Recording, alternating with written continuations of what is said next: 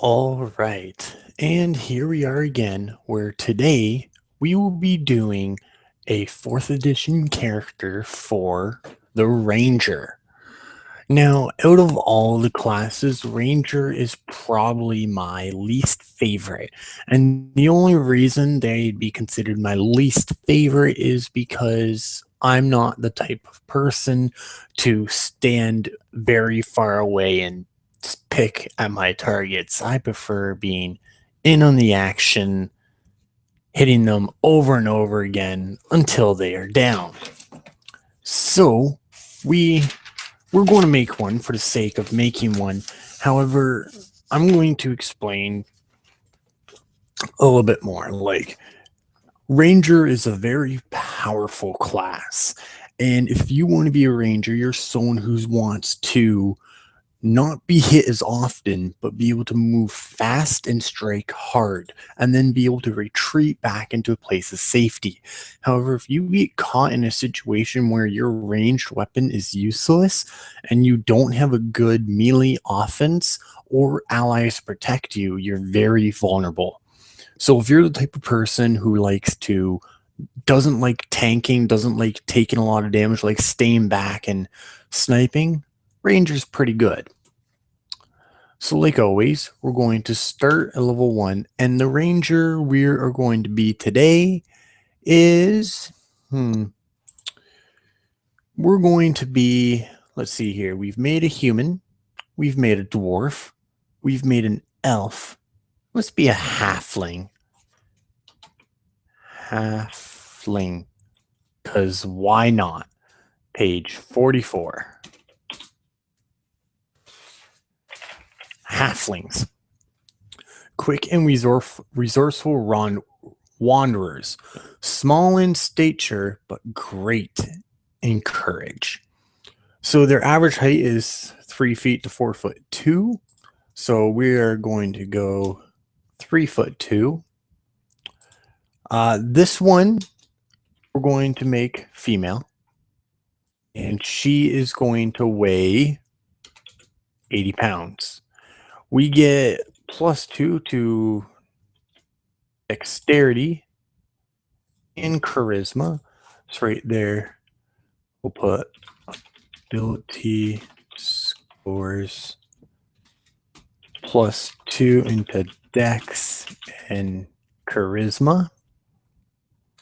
They get to know 2 languages of choice. We're going to choose common, and we're going to choose Elven, because those are pretty much the basics. They can move 6 spaces. Their size is small.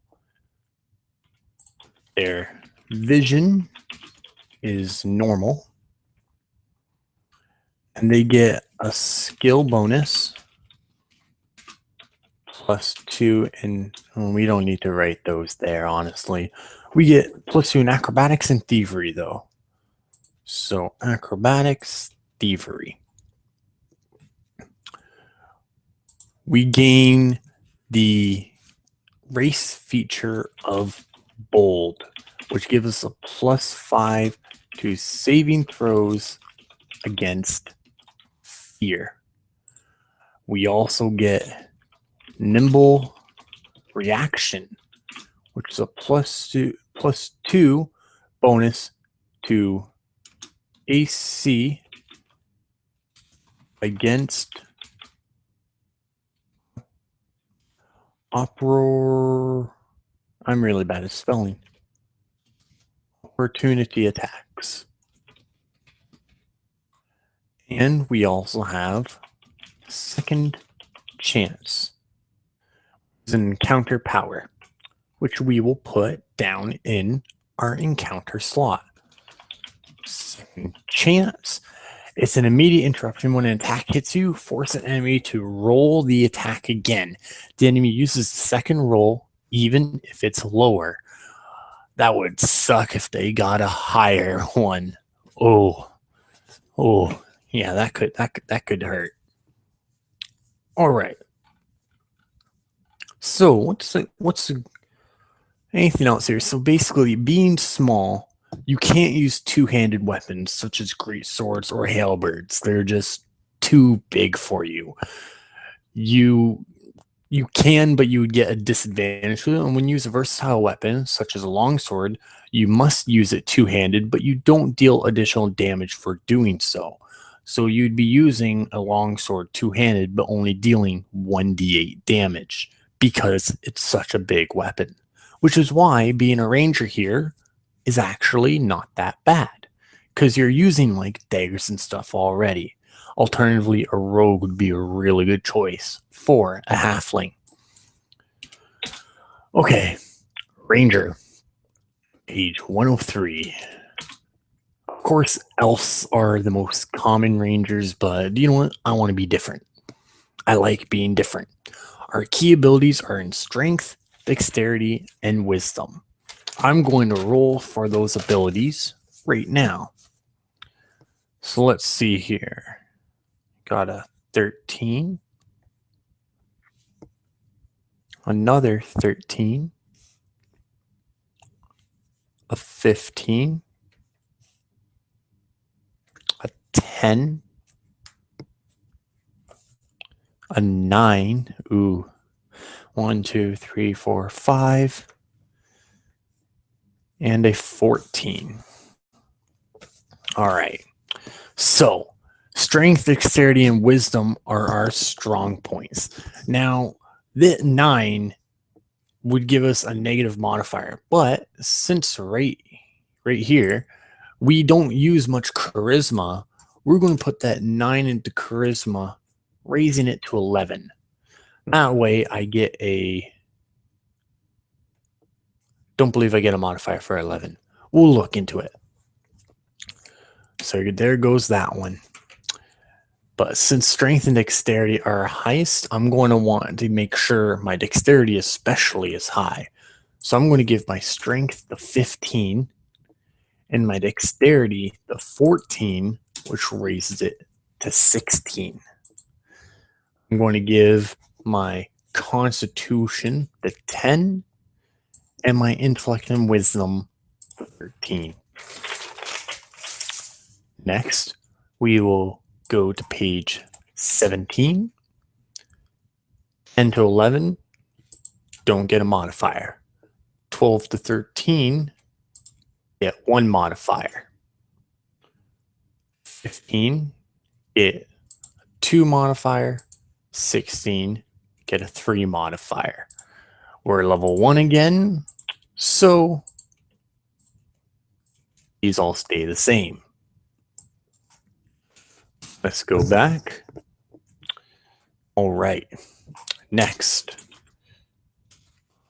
armor proficiencies.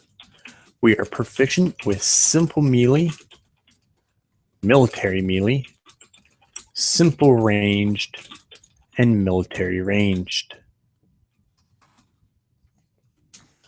Our armor proficiencies are cloth, leather, hide. We get a bonus to defense and a +1 of fortitude and reflex. So 1, 1.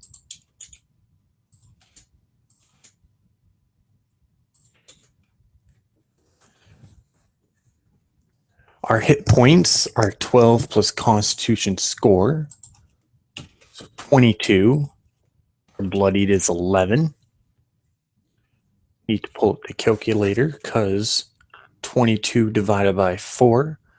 Our surge value is 5, and we get 6 surges a day. Our hit points are 5 per level. We're going to get trained in either dungeon or nature. I'm choosing nature. And then we choose 4 more at level 1. So we are definitely going acrobatics for 1, athletics for 2.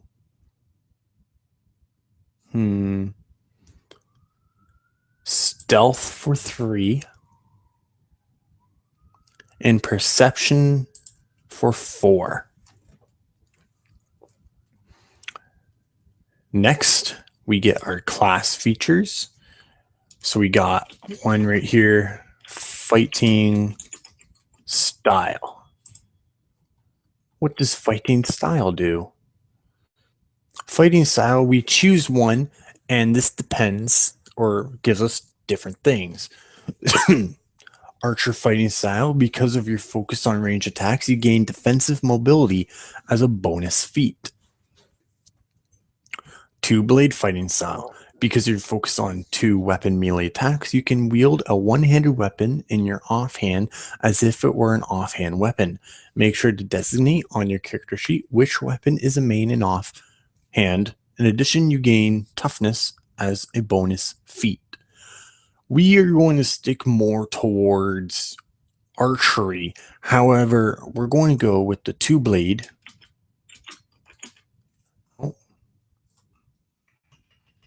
We're going to go with 2-blade just so we're not completely vulnerable if in close range. 2-blade fighting style. Next is Hunter's Quarry and Prime Shot. Where's Prime Shot? Oh, there it is. So, Hunter's Quarry, we've seen similar things of this before. You designate the enemy nearest you as your quarry. Once per round, deal extra damage to your quarry. The extra damage is based on your level. If you can make multiple attacks in a round, you decide which attack to apply the extra damage to after all the attacks are rolled. So the Hunter's Quarry effects remain active until the end of the encounter. So, quarry a target once per round, deal 1d6 extra to quarry. Sort of like marking. And then we have Prime Shot. If none of your allies are near to your target than you are, receive +1 bonus. So +1 to ranged attack rolls when your allies are nearer to target than you.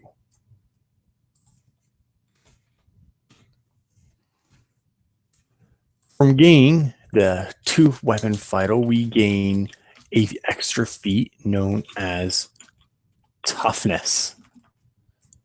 As long as we also get one more, which we'll get to later. Next, we're going to put in our skills. So our ability mod for dexterity is 3. Intellect is 1. Strength is 2. Charisma is 0. Wisdom is 1. Constitution is 0. Wisdom is 1. Intellect is 1. 1, 0, 1, 1. 1, 3, 0, 3.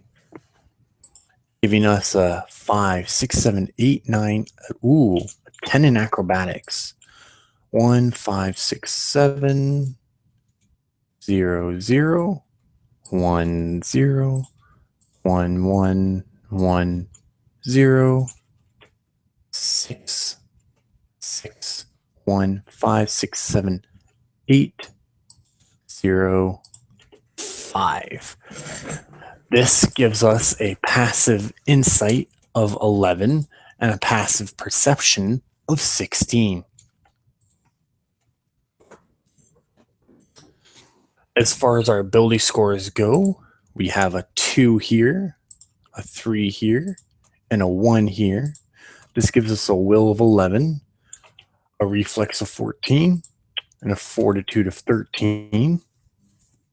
Our dex mod gives us +3 to initiative,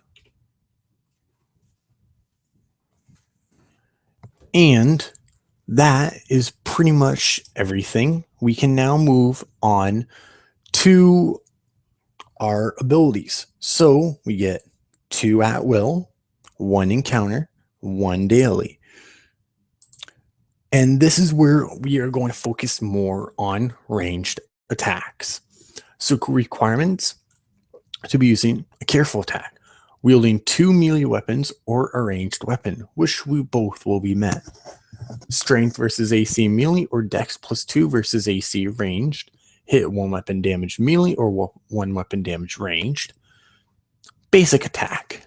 It's just a basic damaging attack. Nothing really special to it. Hit and run. Effects: if you move in the same turn after this attack, leaving the first square adjacent target does not provoke an opportunity attack. That's not really necessary, because if you are wise enough, you won't get caught beside an opportunity attack, unless you're just unable to avoid it. Nimble Strike is just a quick 1 weapon damage, dexterity versus AC. And then there's Twin Strike. Strength versus AC, melee main weapon and offhand weapon, or dexterity versus AC ranged, 2 attacks. You do 1 weapon per attack. We definitely want Twin Strike. Twin Strike. As for our second one, we are going to take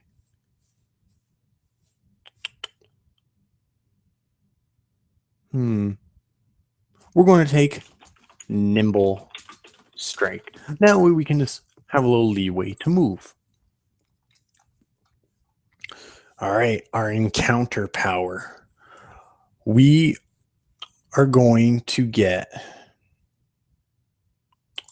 another one. It's not really an at-will power. However, putting Hunter's Quarry there is a useful thing to remind yourself of it. Direwolf Strike, wielding 2 melee weapons. That is a melee attack. Evasive Strike is melee or ranged. Shift, deal damage. Pretty much it. Fox's Cunning, shift, then make a basic attack. Gain a power bonus to your base attack roll equal to your wisdom modifier. Two Fang Strike. You make 2 attacks. So, strength modifier, dexterity modifier per attack. If both attacks hit, you deal extra damage equal to your wisdom modifier. Definitely going with 2 Fanged Strike. Our daily power. Ooh, these sound cool. Hunter's Bear Trap. Summarizing these just to make it easier. Target is slow and takes ongoing 5 damage. Miss, no ongoing damage. The target is slowed. Jaws of the Wolf is just a big hitter with your melee weapon.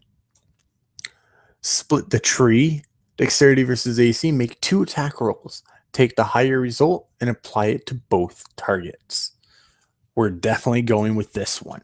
You've noticed that we've kind of leaned towards more ways to hit multiple targets. That is to both retreat and deal damage to multiple guys to get them down faster. So we've breezed right through this. The only things left to do are the equipment and armor. So let's go on and do that. So our armor is going to be 212, and we are going to go with leather armor. So I'm just going to put that right in there, leather armor, because we have a really good dexterity and we're proficient in leather armor, so we can use it. Leather armor gives us 2, and total we'll be gaining 5 AC. It's not too bad. Giving us a final AC of 15, that's actually a pretty decent AC. Next, as far as weapons, since we're a halfling, we are a little bit limited on the weapons we can take. If we want to use military melee weapons, the only ones we can use are the ones that say offhand. We can use versatile ones, but they require 2 hands to use. So we can use a short sword. That would be a strength versus AC attack, and using a short sword would be a wise idea. So let's get one short sword, which is 1d6 plus 3 proficiency. Any light blades we can wield pretty much, and short sword's really the only one. Next, we got to get our weapon of choice. Military ranged weapons is going to be a longbow. Longbow, which is 1d10 plus 2 proficiency with a quiver of 100 arrows. That leaves us with roughly 40 gold pieces left and sets us off fairly well. So now let's put in all the things.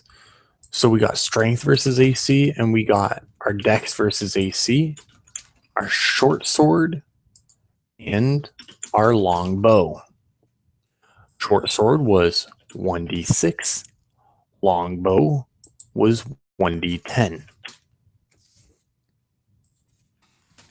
Short sword, with the ability modifier, we would be applying our strength modifier since it is a melee attack. We would gain 2.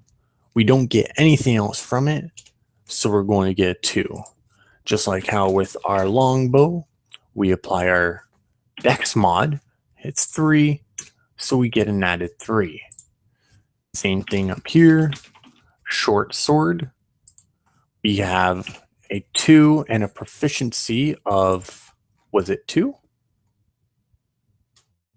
Short sword is a proficiency of 3. Longbow is a proficiency of 2. So put proficiency 3, proficiency 2. But in the end, they end up being exactly the same. So this turns into 5, 5, long bow. For our other one here, we're going to get alertness as a feat. Alertness, we don't grant combat advantage during surprise rounds. And I have to briefly look up what the second part is because I don't have it fully memorized. 190.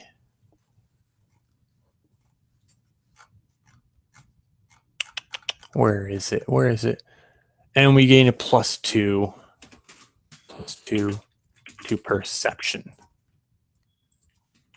+2 to perception. So we don't have anything slowing us down. 6 speed.